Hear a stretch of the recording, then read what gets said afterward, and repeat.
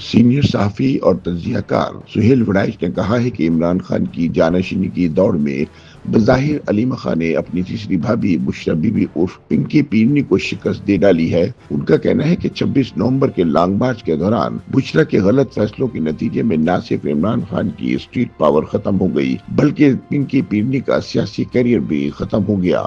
چنانچہ اب بشرا be be jail میں ہیں اور علیمہ خان تحریک انصاف چلا رہی ہیں۔ روزنامہ جنگ کے لیے اپنی تازہ تحریر میں سہیل وڑائچ کہتے ہیں کہ ہماری سیاست کے رنگ نرالے ہیں۔ وہ سیاسی جماعت جو دو بڑے سیاسی خاندانوں کی وراثت ختم کرنے کے لیے میدان میں آئی تھی، آج اس میں بھی وراثت کی جنگ جاری ہے۔ نیرنگی سیاست دیکھیے کہ عمران خان کا جانشین کوئی ورکر نہیں بلکہ ان کی اہلیہ یا ان کی باجی ہوں گی۔ اگرچہ اب تک ان دو بیویوں کو پارٹی میں کوئی عہدہ نہیں دیا گیا، مگر وہ اس قدر طاقتور ہیں کہ پارٹی کے جس بڑے سے بڑے لیڈر کو چاہیں دو فقرے بول کر صفر کر دیتی ہیں۔ یہ دونوں زبان دراز اور بد لحاظ بیویاں جسے چاہیں عزت دیتی ہیں اور جسے چاہیں ذلیل کر دیتی ہیں۔ ان کے مطابق حالات اور قرائن بتا رہے ہیں کہ خان کی جانشینی کی دوڑ میں علیمہ باجی اپنی تیسری بھابھی بشرا بی بی عرف پنکی پیرنی سے بہت آگے نکل چکی ہیں۔ علیمہ باجی کا اوورسیز تنظیموں اور مالدار لوگوں سے بہت گہرا تعلق بن چکا ہے۔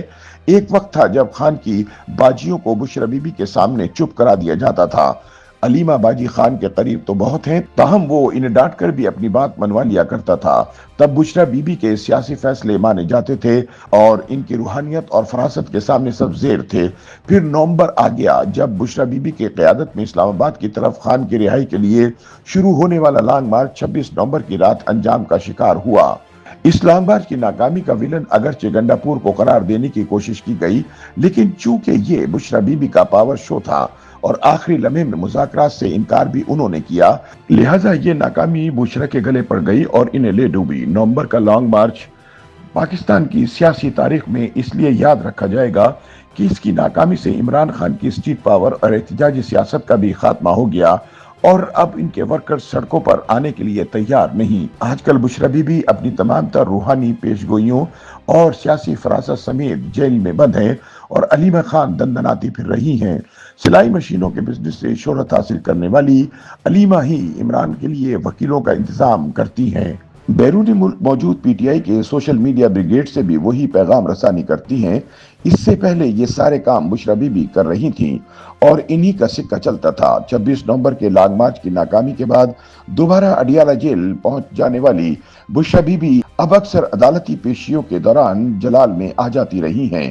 ایک روز تو وہ اتنا زیادہ غصے ہوئی کہ عمران خان کے منع کرنے کے باوجود جج کو کھری کھری سنا ڈالی۔ تاہم بقول سہیل وڑائچ اس وقت عمران خان جادوگرنی کہلانے والی اپنی تیسری اہلیہ کے اتنا زیادہ زیر اثر ہے کہ وہ نہ صرف لوگوں کے سامنے ان کے غصے کو برداشت کر لیتے ہیں بلکہ ان کی بد زبانی پر بھی کوئی رد عمل نہیں دیتے۔ دوسری طرف علیمہ سمیت ان کا اپنی بہنوں پر مکمل کنٹرول ہے۔ وہ لوگوں کے سامنے بھی علیمہ باجی کو ڈانٹ ڈپٹ کر اپنی بات منوا لیتے ہیں۔ بانی تحریک انصاف کو مسلسل ملنے والوں کا خیال ہے کہ پہلے بشرا بی بی چھائی ہوئی تھی مگر اب علیمہ باجی چھائی ہوئی ہیں، کیونکہ نومبر کے لانگ مارچ سے متعلقہ تمام غلط فیصلوں نے بشرا کا سیاسی کیریئر ختم کر دیا ہے۔ سہیل وڑائچ کے مطابق اڈیالہ جیل میں عمران اور ان کی اہلیہ کے خلاف کرپشن کیس کی کارروائی سننے والے ایک سیاسی قیدی نے بتایا کہ خان کا بشرا سے رویہ حد درجے احترام اور احتیاط کا ہوتا ہے۔ تاہم حیران کن امر یہ ہے کہ بشرا کا رویہ حکومت کے خلاف خان کی نسبت زیادہ جارحانہ ہوتا ہے، جبکہ وہ انہیں ٹھنڈا کرنے کی کوشش کر رہے ہوتے ہیں۔ یہ بھی کہا جاتا ہے کہ نومبر کے لانگ مارچ سے پہلے جب بشرا ابھی جیل میں تھی تو بانی اور پنکی دونوں کی متفقہ رائے تھی کہ لوگ باہر تحریک چلانے کے لیے تیار بیٹھے ہیں، لیکن پی ٹی آئی کی قیادت خوف کی وجہ سے اپنا کردار ادا نہیں کر رہی۔ اس دوران بشرا کو جیل سے رہا تو خان کو ریلیف دینے کے لیے کیا گیا تھا، لیکن موصوفہ نے الٹا پشاور میں ڈیرے ڈال کر اسلام آباد پر چڑھائی کا پروگرام بنا لیا۔ سینئر صحافی کا کہنا ہے کہ بشرا نے یہ منصوبہ بنایا تھا کہ اگر لانگ مارچ اسلام آباد پہنچ گیا تو پھر کسی صورت حکومت عمران کی رہائی نہیں روک پائے گی، کیونکہ لوگ اٹھ کھڑے ہوں گے اور ریاست بے بس ہو جائے گی۔ چنانچہ بشرا نے کلثوم نواز کی طرح سیاسی رول ادا کرنے کا فیصلہ کیا تاکہ اپنے شوہر کو جیل سے نکلوا سکیں۔ तहम 26 नवंबर की रात अपनी जूतियां और तकिए उठाकर फरार होने के फैसले ने उनका सियासी करियर शुरू होने से पहले ही खत्म कर दिया। बादशाह अली अमीन गंडापुर और सलमान अकरम राजा दोनों ही बुशरा बीबी के रवैये से शाकी रहे। सलमान अकरम राजा ने तो इनकी झाड़ खाने के बाद इस्तीफा भी दे दिया था, जो बानी ने खुद वापस करवाया। गंडापुर भी बुशरा बीबी के सख्त रवैये से नाला रहे। ये चंद वजूहात थीं जिनसे बुशरा सियासी मंजरनामे से हटकर पस मंजर में चली गई और इमरान की मर्दाना शक्ल बाजी अलीमा खान सियासी उफक पर छा गई। सुहेल वड़ैच के बकौल सियासी मुबस्सरीन का ख्याल है कि इमरान की पसंद नापसंद अक्सर तब्दील होती रहती है। आजकल हर मामला अलीमा बाजी ने संभाला हुआ है, लेकिन कल को यकलख्त इनसे सब कुछ वापस भी ले लिया जा सकता है।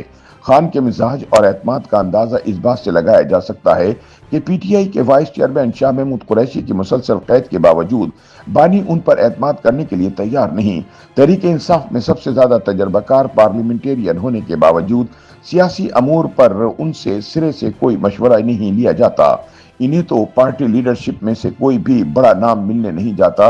एक तरफ अलीमा बाजी की गुड्डी चढ़ी हुई है तो दूसरी तरफ सलमान अकरम राजा भी बहुत मजबूत होते हुए नजर आते हैं। लेकिन देखना यह है कि आज के ये बड़े कल भी बड़े ही रहेंगे या बानी की नजर करम उनकी बजाय किसी और को बड़ा बना देगी।